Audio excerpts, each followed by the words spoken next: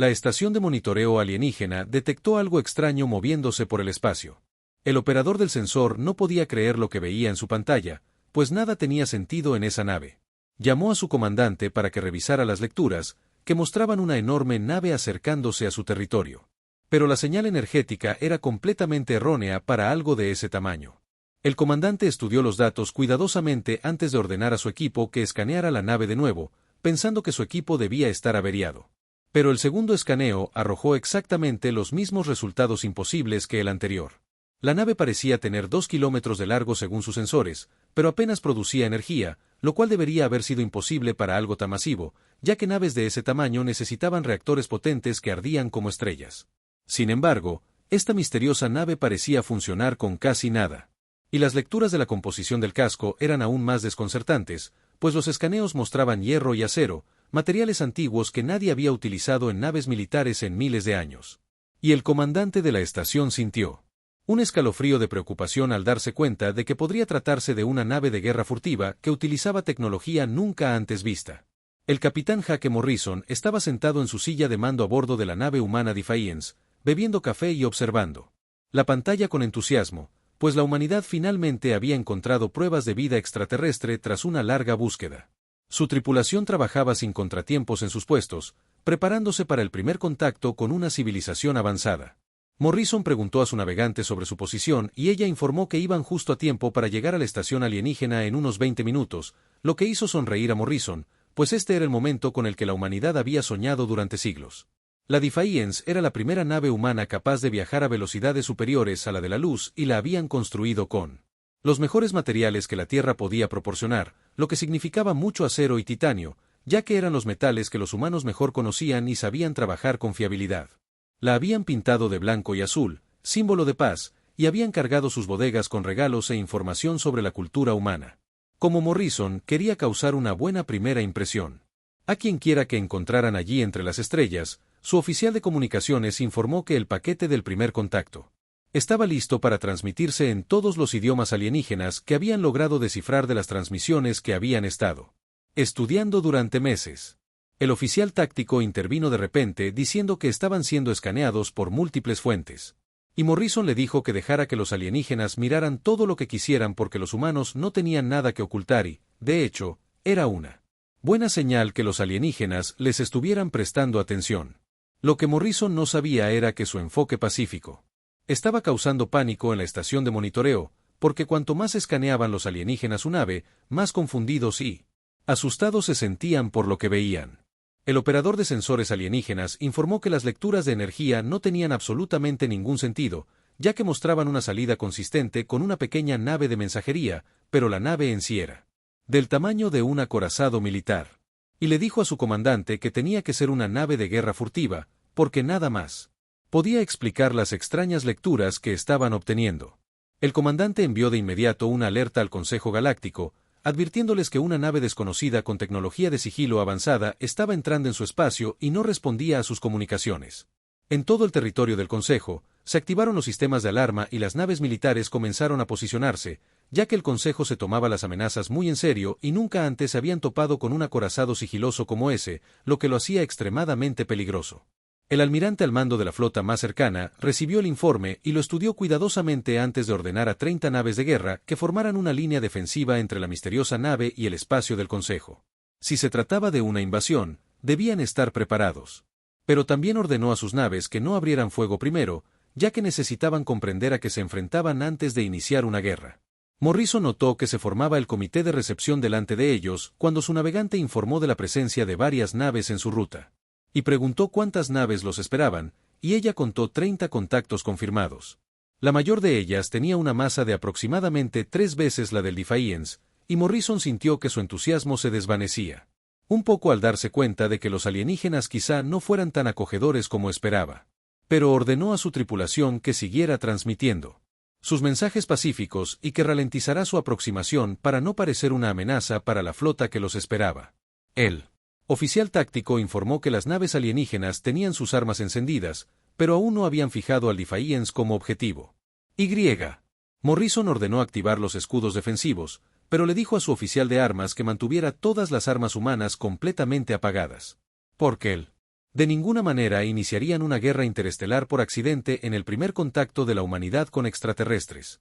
Su oficial ejecutiva, Lisa Kent, estaba de pie junto a su silla y sugirió en voz baja que tal vez los extraterrestres simplemente estaban siendo cautelosos porque no sabían qué pensar de una nave extraña entrando en su territorio. El almirante, al mando de la flota alienígena, se confundía cada vez más porque sus sensores seguían mostrando cosas imposibles sobre la nave humana, y sus oficiales informaron que los escudos que los humanos acababan de activar eran electromagnéticos. Un tipo de protección que no se había utilizado en la galaxia durante miles de años, ya que era completamente inútil contra las armas modernas, a menos que fuera algún tipo de disfraz para ocultar sus verdaderos sistemas defensivos. Y nada en esa nave tenía sentido, lo que la hacía aterradora, porque la tecnología desconocida siempre era peligrosa. El oficial de comunicaciones de Morrison finalmente obtuvo una respuesta de los extraterrestres después de transmitir durante 30 minutos. Y dijo que sonaba confusa, con muchas voces diferentes hablando a la vez, en varios idiomas. Y ciertas palabras se oyeron con claridad, incluyendo identificar, armas e intenciones, y, la más frecuente, la palabra como, lo que sugería que los alienígenas estaban tan desconcertados por los humanos como los humanos sentían curiosidad por ellos. Morrison se puso de pie y se alisó el uniforme antes de ordenar a su oficial de comunicaciones que transmitiera su mensaje en todas las frecuencias con la máxima potencia. Morrison habló con claridad por la transmisión, diciendo que era el capitán Jake Morrison de la nave terrestre Defiance, en representación del pueblo de la Tierra, y que los humanos venían en son de paz, con el deseo de establecer relaciones diplomáticas con las civilizaciones alienígenas que habían descubierto. Les pidió a los alienígenas que, por favor, respondieran para poder hablar directamente con ellos, y su mensaje se transmitió en todos los idiomas alienígenas que la humanidad había descifrado, junto con pruebas matemáticas e imágenes pacíficas.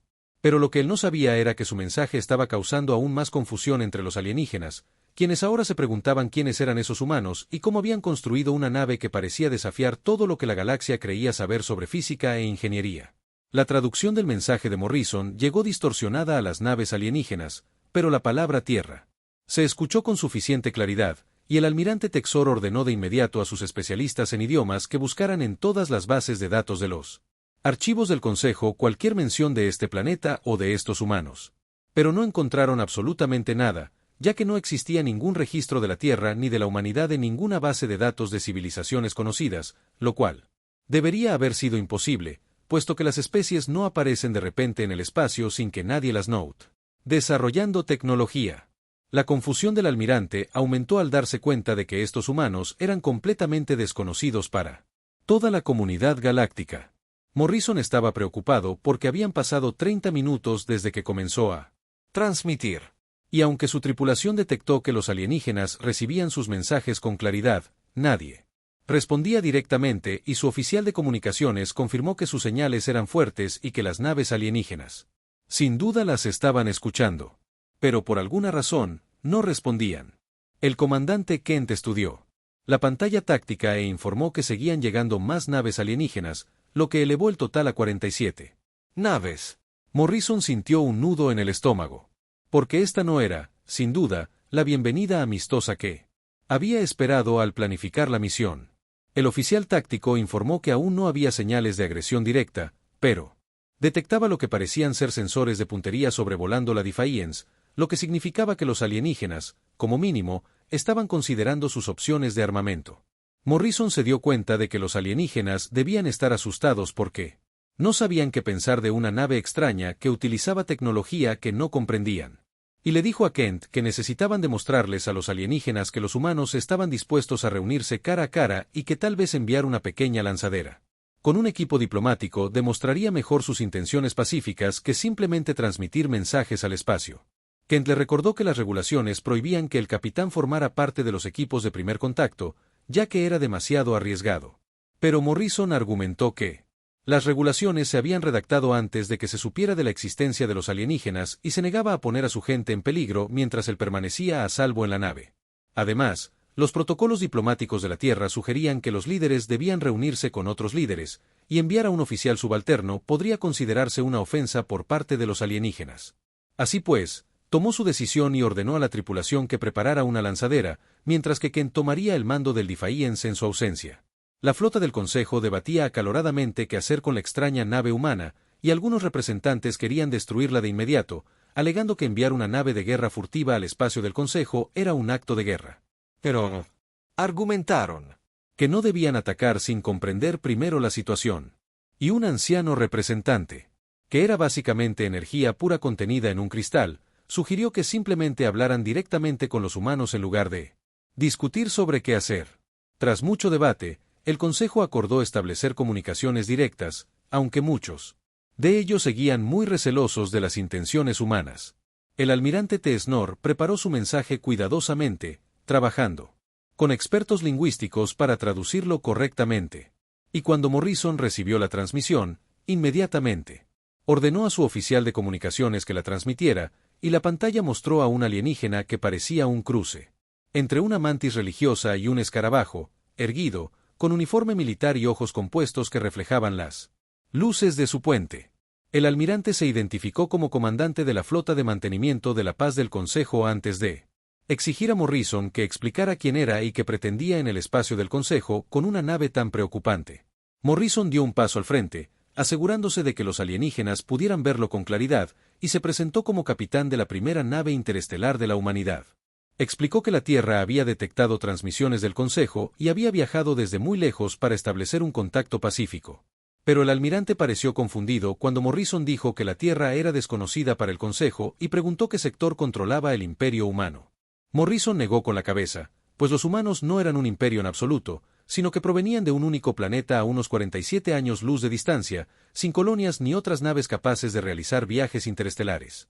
Dado que la Defiance era su primera y única nave con capacidad para viajar a velocidades superiores a la de la luz, el puente del almirante estalló en sonidos de incredulidad, pues esta afirmación parecía imposible. Texor se esforzó por asimilar la información de que esta podría ser la única nave interestelar de la humanidad. Esto significaba que si su única nave poseía capacidades de sigilo que desconcertaban a la ciencia del Consejo, ¿cómo serían las flotas militares humanas cuando finalmente construyeran más naves? Las implicaciones eran aterradoras. El almirante interrogó cuidadosamente a Morrison sobre la inusual tecnología de su nave, ya que los sensores del Consejo detectaron niveles de potencia incompatibles con una nave del tamaño aparente de la Defiance. Morrison pareció genuinamente perplejo y dijo no comprender a qué se refería el almirante.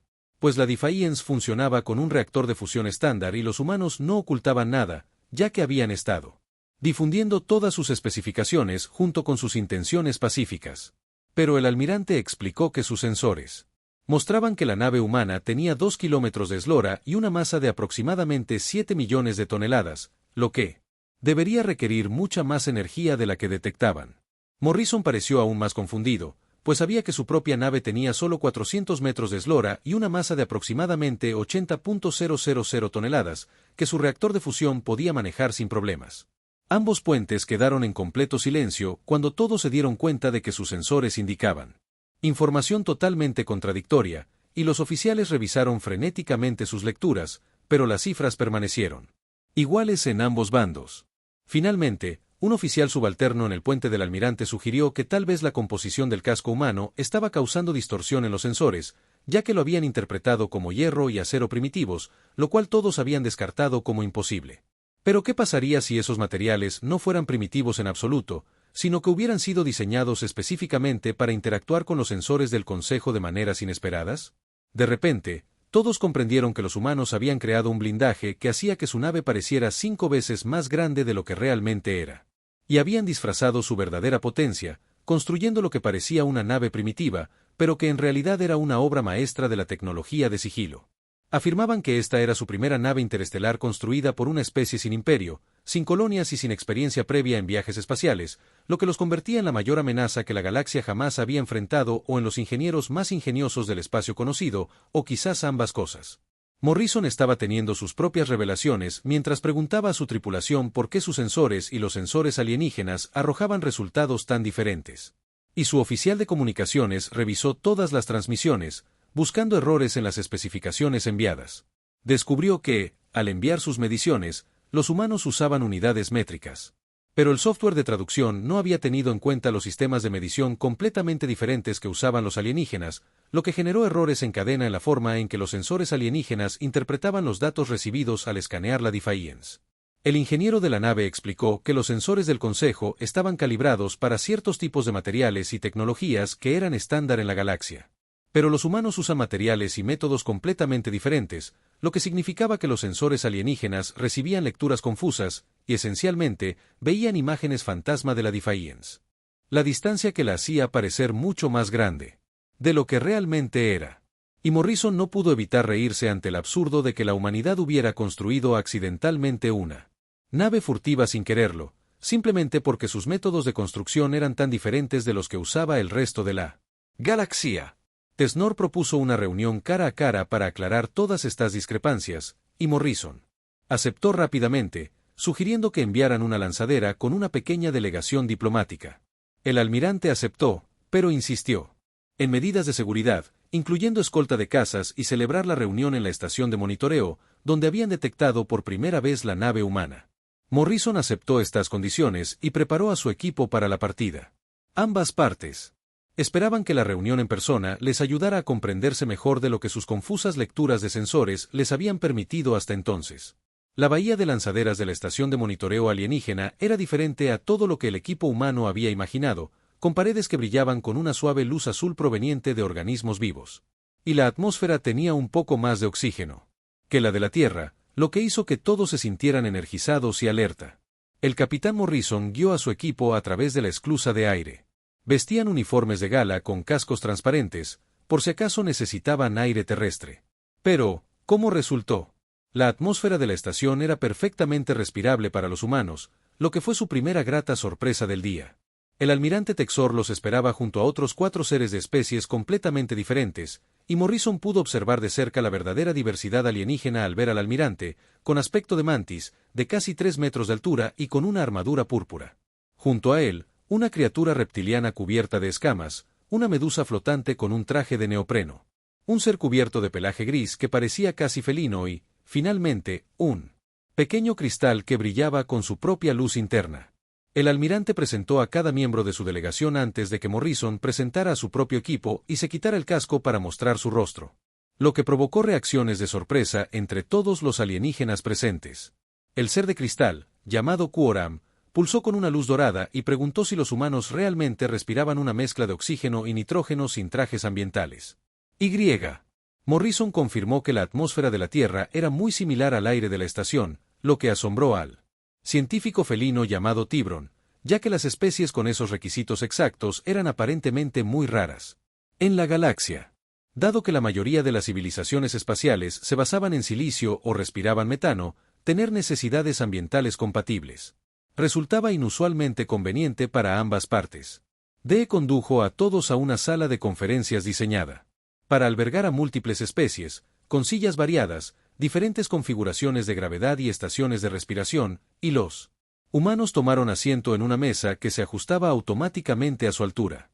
Mientras los alienígenas se acomodaban alrededor del espacio circular, el almirante, sin rodeos, le preguntó directamente a Morrison si la Defiance era una nave de guerra, ya que los sensores del Consejo habían detectado capacidades inexplicables y necesitaban conocer las intenciones humanas antes de continuar.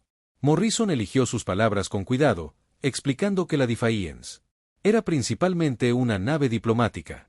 Pero sí, tenía capacidades defensivas, porque la humanidad no tenía idea de lo que podría encontrar en el espacio profundo. Así que se prepararon para cualquier posibilidad.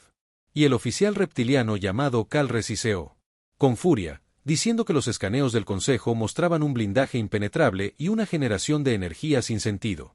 Y una composición del casco que parecía primitiva, pero que creaba una sofisticada distorsión en los sensores, todas características distintivas de una nave de guerra diseñada para engañar y destruir, en lugar de simples medidas defensivas. Morrison insistió en que el engaño no era su intención y dijo que los humanos estaban ansiosos por explicar su tecnología y aprender sobre la tecnología del Consejo, ya que la humanidad había estado sola durante tanto tiempo que conocer a otras especies inteligentes era increíblemente emocionante en lugar de amenazante.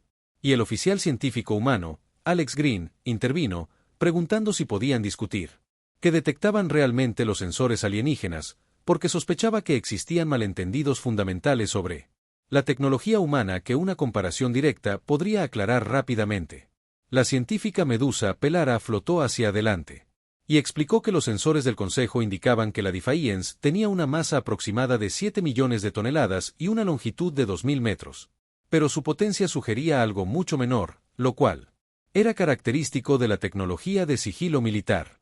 Y Green pareció genuinamente sorprendido, diciendo que eso era casi 100 veces su masa real, ya que el Defiance tenía solo 83.000 toneladas y 400 metros de largo. Pelmara insistió en que esto era imposible porque habían escaneado la nave varias veces con múltiples conjuntos de sensores diferentes y todas las lecturas eran consistentes. Green sacó una tableta y pidió permiso para mostrarles especificaciones humanas. ¿Y cuándo los gritos? El Consejo de Ancianos estuvo de acuerdo. Green proyectó un holograma de la Defiance, con todos sus detalles técnicos girando lentamente en el aire, y explicó que la nave estaba construida principalmente con aleaciones de acero reforzadas con titanio en áreas críticas, ya que el casco era relativamente simple comparado con lo que usaba el Consejo, puesto que los humanos no contaban con blindaje gravídico ni generadores de materia exótica, sino simplemente con placas de metal comunes que la humanidad había perfeccionado durante siglos. Los alienígenas se inclinaron hacia adelante, estudiando el holograma con intenso interés, y los ojos de Tvon se abrieron de par en par al preguntar si los humanos realmente usaban acero de verdad, porque aquello no era solo una distorsión del sensor, sino material primitivo real. Green confirmó que el acero era abundante en la Tierra y fácil de trabajar, y que la humanidad había refinado su metalurgia hasta convertirla en un arte a lo largo de miles de años. Y sus mejores aleaciones de acero eran increíblemente fuertes y duraderas, aunque no fueran exóticas. Calres emitió un sonido ahogado diciendo que el acero era lo que usaban las civilizaciones primitivas antes de descubrir los materiales avanzados, y que era pesado e ineficiente, además de proporcionar una protección mínima contra las armas de energía. Green coincidió en que el acero era pesado, lo que probablemente explicaba por qué los sensores alienígenas percibían a la Defiance como tan masiva, ya que los humanos lo usaban en abundancia, pero el acero funcionaba perfectamente para sus necesidades. En cuanto a las armas de energía, los humanos no tenían mucha experiencia con ellas, puesto que sus sistemas defensivos estaban diseñados contra amenazas cinéticas y radiación, no contra plasma ni haces de partículas. Texor exigió que explicaran su generación de energía y cómo cualquier nave podía operar con los ínfimos niveles de potencia que los sensores del Consejo detectaban en la Defiance. Green presentó otro esquema que mostraba su reactor de fusión y explicó que se trataba de un diseño de Deutium Tritium que generaba unos 15 gavatios, suficiente para alimentar la nave, las armas y el motor de velocidad superlumínica. Y los alienígenas se quedaron mirando en completo silencio. Hasta que Pelara habló con voz temblorosa, diciendo que 15 gavatios apenas bastaban para alimentar un transporte civil de tamaño moderado, ya que las naves militares del Consejo generaban terovatios, y a veces, pedavatios para los acorazados más grandes. Esto finalmente hizo que Morrison comprendiera la confusión por completo. Morrison explicó que los sensores del Consejo estaban calibrados para naves con enormes potencias. Así que, cuando escanearon la Defiance, vieron una gran nave con un reactor diminuto y, naturalmente, asumieron que los humanos ocultaban su verdadera fuente de energía. Pero los humanos no ocultaban nada, porque esto era realmente todo lo que tenían. Y funcionaban con lo que el Consejo consideraba una fracción de la energía normal.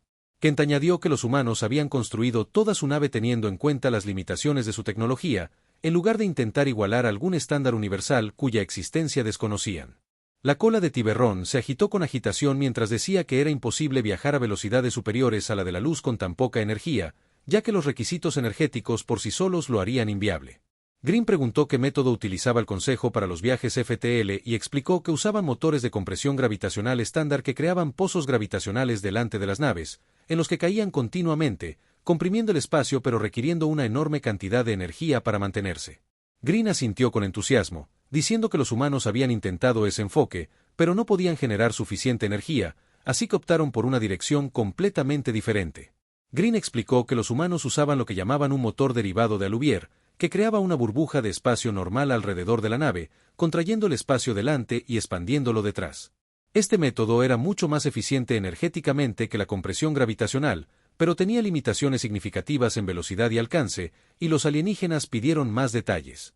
Así, la siguiente hora se dedicó a una intensa discusión técnica donde los humanos explicaron su tecnología mientras los alienígenas intentaban reconciliarla con su comprensión de la física. Lentamente, la verdad emergió. La humanidad había desarrollado viajes a velocidad superior a la de la luz mediante un marco teórico completamente diferente al que había utilizado el resto de la galaxia. Las especies del Consejo se habían centrado en la manipulación gravitatoria durante milenios, mientras que los humanos habían optado por la geometría espacial, lo que resultó en un sistema de propulsión mucho más eficiente energéticamente, pero también más lento y limitado. De igual modo, los sistemas defensivos humanos eran completamente diferentes.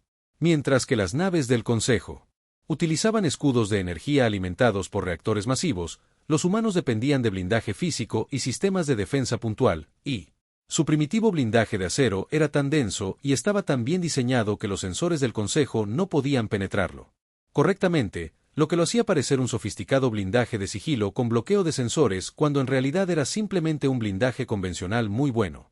Incluso las armas humanas eran diferentes de las del Consejo, ya que las naves del Consejo disparaban rayos de plasma y haces de partículas, mientras que los humanos usaban cañones de riel y misiles que eran armas cinéticas que los sensores alienígenas apenas habían detectado, porque no estaban programados para buscar tecnología tan antigua.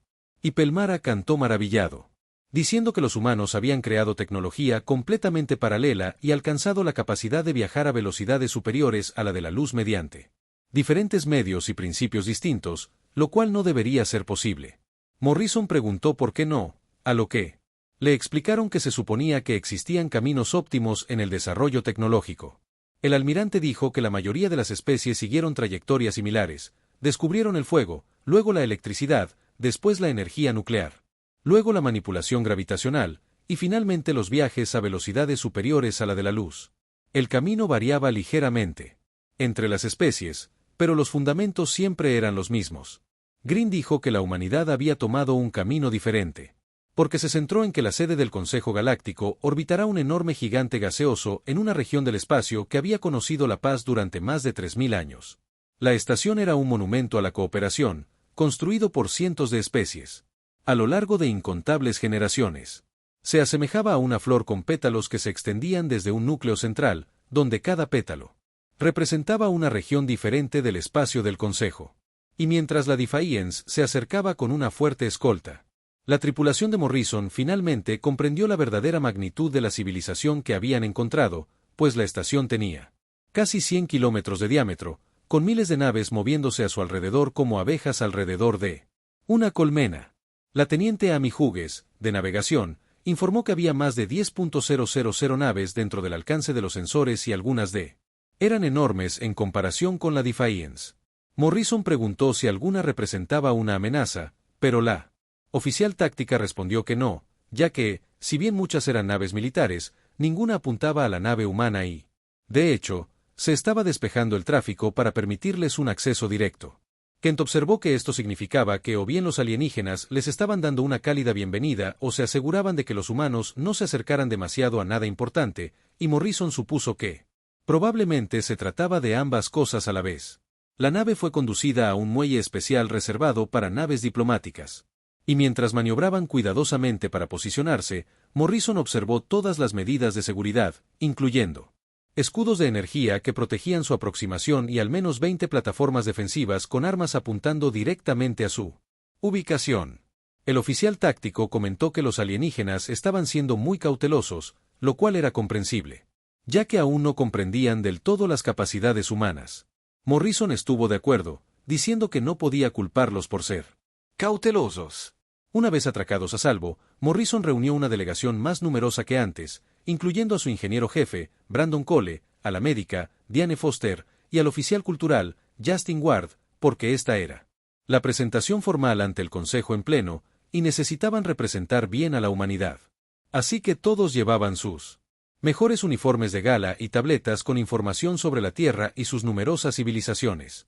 Y mientras se preparaban para desembarcar, Morrison les recordó que estaban construyendo puentes, y que debían centrarse en ser honestos y accesibles en lugar de intentar impresionar a nadie con una falsa confianza.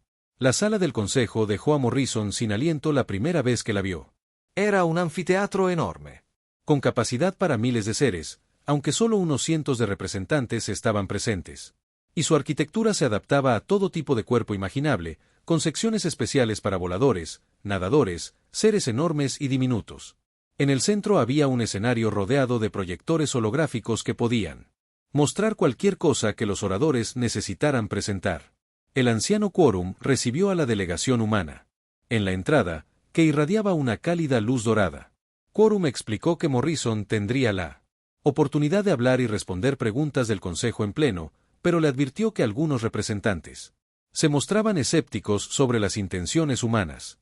Por lo tanto, debía ser honesto y claro, y no ofenderse por preguntas difíciles, ya que muchas especies estaban genuinamente preocupadas por lo que la humanidad representaba. Morrison le agradeció el consejo. Y dijo que los humanos estaban allí para construir puentes, no para destruirlos, y que responderían a cualquier pregunta con la mayor sinceridad posible, por muy difíciles que fueran. El almirante Texor tomó la palabra en primer lugar, ofreciendo un resumen detallado del primer contacto, incluyendo todo el análisis técnico de la nave Defiance. Las pantallas holográficas mostraron la nave desde todos los ángulos, comparándola con naves del Consejo de tamaño similar, y las discrepancias resultaron evidentes para todos los presentes. Morrison pudo oír murmullos de confusión que recorrían la sala mientras los representantes intentaban comprender cómo la tecnología humana podía ser tan diferente de todo lo que conocían. Entonces, llegó el turno de Morrison. Caminó hacia el centro del escenario, donde su imagen se proyectó enormemente sobre él para que todos los representantes pudieran verlo con claridad.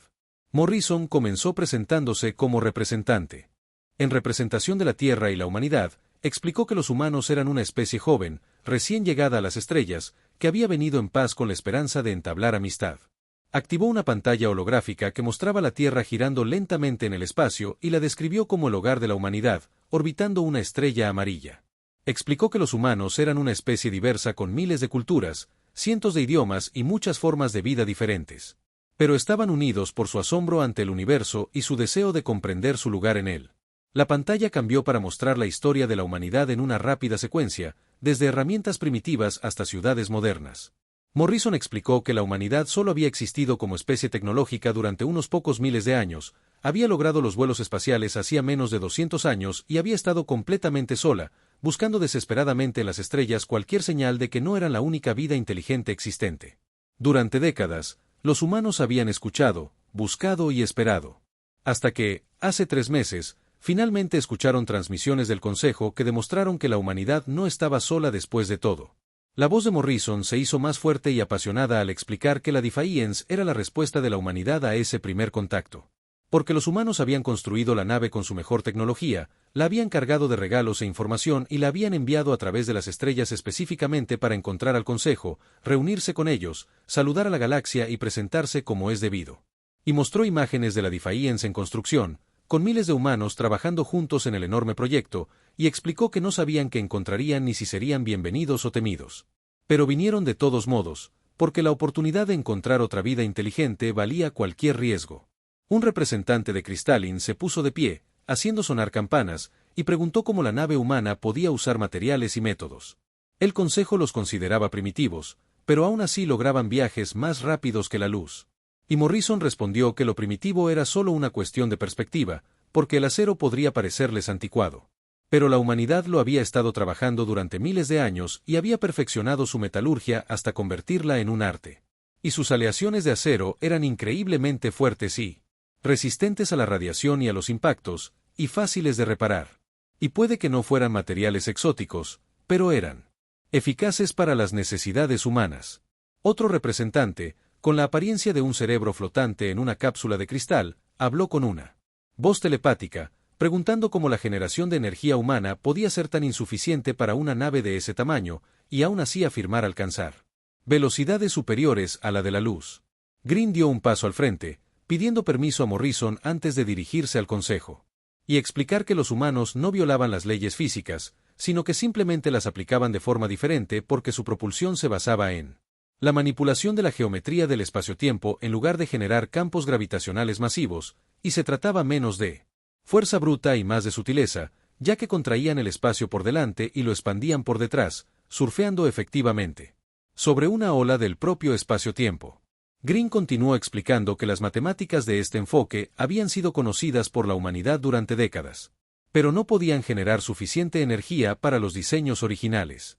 Así que modificaron las ecuaciones, encontraron eficiencias e hicieron concesiones.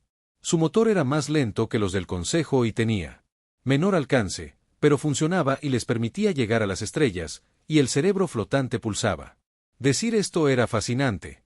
Porque los humanos habían logrado la capacidad de viajar a velocidades superiores a la de la luz mediante la optimización, en lugar de la potencia bruta, y el Consejo había descartado este enfoque generaciones atrás por considerarlo impráctico. Pero Green coincidió en que sería impráctico si se contara con energía ilimitada.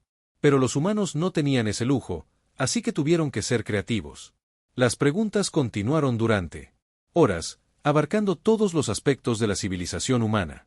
Morrison y su equipo respondieron con sinceridad a todo, desde cómo la humanidad logró la unidad a pesar de tener tantas culturas diversas, hasta cómo gestionaron los recursos en un solo planeta, pasando por cómo eran sus estructuras sociales, artes y filosofías.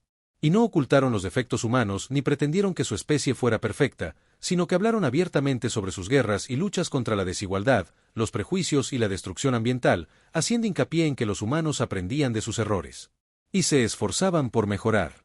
Un representante reptiliano siseó, preguntando cómo el Consejo podía confiar en que los humanos no llevarían la violencia a las estrellas si admitían un pasado tan violento. Kent intervino diciendo: la humanidad aprendió de cada guerra sobre el verdadero coste del conflicto, y cada error les mostró un mejor camino a seguir. Se unieron no porque se volvieran perfectos, sino porque eligieron trabajar juntos a pesar de sus diferencias. Foster añadió que todas las especies presentes en la Cámara debían haber afrontado desafíos similares, ya que lograr los vuelos espaciales implicaba sobrevivir a las dificultades iniciales. Aprender a cooperar, construir y expandirse más allá de sus mundos de origen. Así pues, la humanidad simplemente se encontraba en esa misma viaje en una etapa anterior. Kororum palpitó con fuerza y formuló la pregunta más importante de todas. ¿Qué deseaba realmente la humanidad del Consejo Galáctico? Morrison reflexionó detenidamente antes de responder que los humanos deseaban conocimiento, amistad y la oportunidad de aprender de especies que habían recorrido caminos que la humanidad aún no había recorrido. Deseaban compartir sus propios descubrimientos y perspectivas, comerciar, comunicarse y crecer juntos.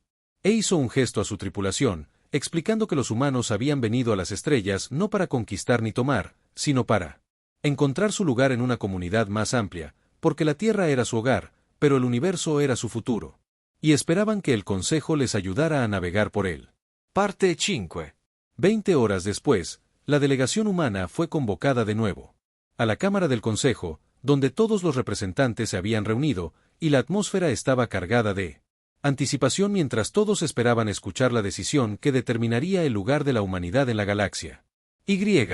Morrison permaneció firme, con su tripulación a su lado, intentando mantener la calma a pesar de la aceleración de su corazón. Quorum flotó hacia el centro, irradiando cálidos colores mientras se preparaba para anunciar el veredicto del Consejo sobre si la Tierra sería acogida o rechazada. Quorum explicó que, tras largas deliberaciones y consultas con expertos científicos, militares y diplomáticos, el Consejo había concluido que la humanidad representaba una oportunidad única, ya que los enfoques tecnológicos humanos, si bien poco convencionales, demostraban un ingenio y una adaptabilidad notables, y la honestidad humana sobre las imperfecciones de su especie demostraba sabiduría. Además, su deseo de contacto pacífico se alineaba perfectamente con los principios del Consejo. Por lo tanto, el Consejo Galáctico reconoció oficialmente a la humanidad como una especie espacial y dio la bienvenida a la Tierra a su comunidad con membresía provisional y plenos derechos y responsabilidades que se determinarían al establecer relaciones diplomáticas adecuadas. Un alivio inundó a Morrison al darse cuenta de que lo habían logrado, pues la humanidad acababa de unirse a la comunidad galáctica tras haber estado sola durante tanto tiempo. Y Quorum continuó explicando que el Consejo estaba estableciendo un programa de intercambio donde científicos e ingenieros humanos serían invitados a estudiar la tecnología del Consejo, mientras que los expertos del Consejo estudiarían los métodos humanos, porque ambas partes claramente tenían mucho que aprender la una de la otra. Y el almirante Texor dio un paso al frente, admitiendo con honestidad que el desafío aún ponía nerviosas a las fuerzas militares del Consejo. Por lo tanto, les gustaría realizar ejercicios conjuntos para comprender mejor las capacidades humanas y ayudar a los humanos a comprender las capacidades del Consejo, porque el conocimiento construía confianza entre las especies. El científico felino Tbon estaba prácticamente saltando de emoción mientras decía que su instituto de investigación ya estaba preparando propuestas para estudios conjuntos. Porque el sistema de propulsión humano por sí solo podría revolucionar la comprensión del Consejo de la Mecánica Espacial, y Las felicitaciones comenzaron a llegar de los representantes de toda la Cámara mientras una especie tras otra daba la bienvenida a la humanidad al Consejo. Morrison sintió una profunda sensación de logro, sabiendo que habían venido a las estrellas, con la esperanza de establecer contacto, y encontraron no solo aceptación, sino un interés genuino en lo que la humanidad tenía para ofrecer. 6 meses después de aquel histórico primer contacto, la Tierra había cambiado de maneras tanto obvias como sutiles. Dado que la llegada de la Defiance con sus pasajeros alienígenas había desatado una celebración mundial que duró semanas. La humanidad ya no estaba sola en el universo. Y las implicaciones aún resonaban en todos los niveles de la sociedad humana mientras la gente se adaptaba a su nueva realidad. Morrison trabajaba ahora en una oficina en el cuartel general del Comando Espacial de la Tierra Unida en Ginebra, donde podía ver exposiciones que mostraban 3 nuevas naves humanas en construcción, ya que la Defiance había sido retirada a un museo tras su histórico viaje. Pero su legado perduraba en las naves que se estaban construyendo para seguir su ruta. El almirante Texor y el Dr. Tiberrón visitaban la Tierra con regularidad, acompañados de 2 ingenieros humanos que habían pasado meses en los astilleros del Consejo aprendiendo sus técnicas. Morrison los saludó cordialmente, preguntándole si su visita a las instalaciones de construcción había sido esclarecedora. Las mandíbulas de Texor chasquearon, en lo que Morrison había interpretado como diversión, mientras decía que la experiencia había sido esclarecedora, frustrante y, en última instancia, inspiradora, porque los ingenieros humanos estaban construyendo las nuevas naves utilizando tecnología híbrida que combinaba métodos humanos y del Consejo de maneras que ninguna de las 2 especies habría imaginado por sí sola. Morrison confirmó que ese era precisamente el plan, ya que los humanos aún no podían replicar los sistemas gravitatorios del Consejo, pero habían incorporado los principios subyacentes y las nuevas naves serían más rápidas y eficientes que la Defiance, conservando su construcción en acero, que había demostrado ser tan efectiva. Tiberrón ronroneó con aprobación, examinando las pantallas holográficas de los nuevos diseños de la nave y diciendo que era brillante como los humanos no copiaban la tecnología del Consejo, sino que la adaptaban a sus propios métodos. El resultado era algo que ninguna de las 2 civilizaciones habría creado de forma independiente, lo que demostraba el valor de la cooperación y las diferentes perspectivas.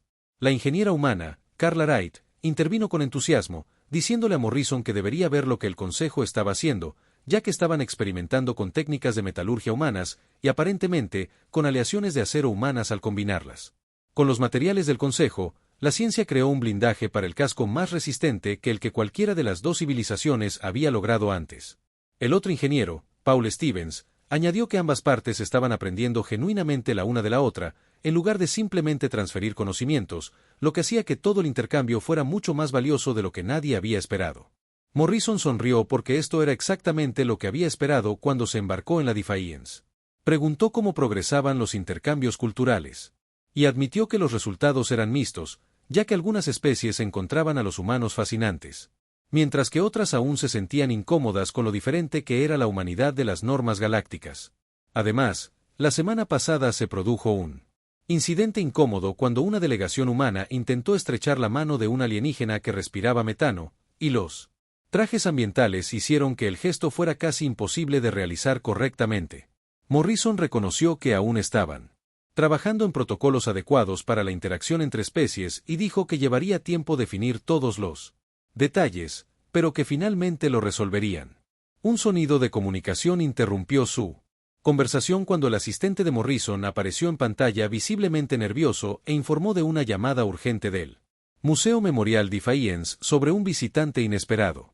Morrison se excusó para atender la llamada en privado y apareció el director del museo, explicando que una nave del Consejo de la División de Inteligencia acababa de llegar a la órbita, exigiendo examinar físicamente el Defiance y alegando que era un asunto de seguridad galáctica. Morrison frunció el ceño y preguntó si le habían explicado de qué se trataba todo aquello, pero el director respondió que no, porque los oficiales de inteligencia se mostraban muy insistentes sin dar detalles. Morrison dijo que estaría allí en una hora, y le ordenó al director que no permitiera el acceso a la nave retirada a nadie hasta su llegada. Luego regresó con sus invitados y le preguntó al almirante Texor si sabía algo sobre las operaciones de inteligencia del Consejo relacionadas con la Defiance. Pero la antena del almirante se activó por la sorpresa, ya que no había sido informado de ninguna operación de este tipo, y esto era muy irregular, puesto que la inteligencia debería haberlo consultado primero si tenía alguna inquietud. Tomaron una lanzadera hasta el museo, que había sido construido alrededor de la Defiance en un enorme hangar orbital. Y en la esclusa de aire los esperaba un oficial de inteligencia Senta a quien Morrison no reconoció, acompañado por 2 guardias armados. El oficial se presentó fríamente como el director Sexar, diciendo que necesitaba acceso inmediato a la nave. Morrison respondió con firmeza que primero tendría que explicar el motivo, ya que la Defiance era propiedad de la Tierra y un monumento histórico, y no concedía acceso a la ligera. Texor dio un paso al frente, recordándole al director que la Tierra ahora formaba parte del Consejo, lo que significaba que los asuntos de seguridad del Consejo involucraban a los humanos y que debía explicar su propósito. Inmediatamente, Sexar pareció molesto, pero finalmente explicó que habían detectado firmas de energía inusuales en el espacio humano que coincidían con patrones que solo habían visto una vez antes, específicamente en la Defiance. Y necesitaban determinar si la humanidad había desplegado en secreto naves adicionales con capacidades de sigilo similares.